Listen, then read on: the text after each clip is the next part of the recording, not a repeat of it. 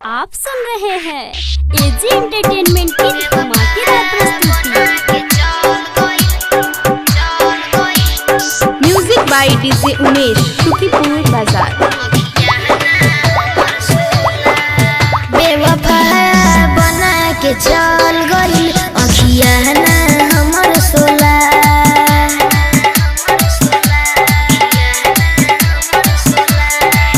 बेवफा बना के चल गई अखिया ना हमर सोला।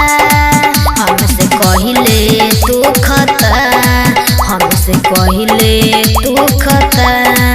बेवफा उहे होला,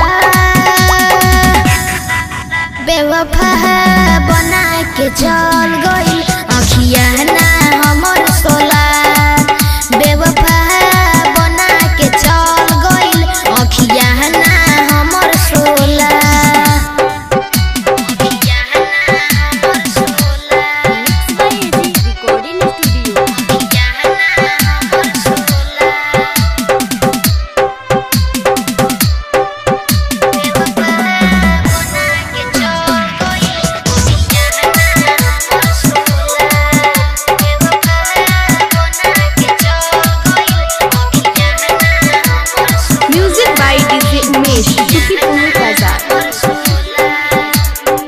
ओकरा के चल रही जान से प्यार बावे, तब वो बदल गईल दिल पवार कके।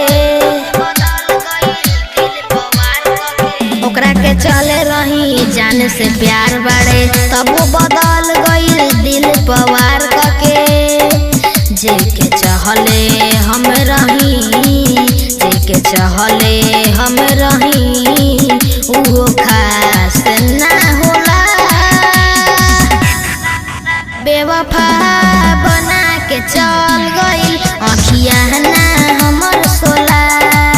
बेवफा बना के चल गई अखिया ना हमर सोला। आप सुन रहे हैं एजी एंटरटेनमेंट की धमाकेदार प्रस्तुति।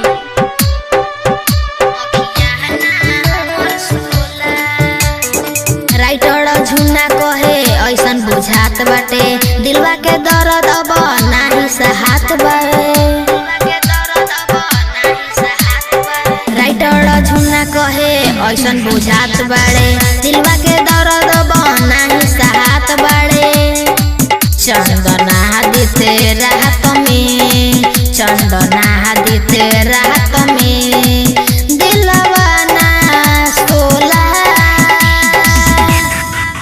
बेवफा बना के चल गई अखिया ना हमर सोला। बेवफा बना के चल गई अखिया ना हमर सोला।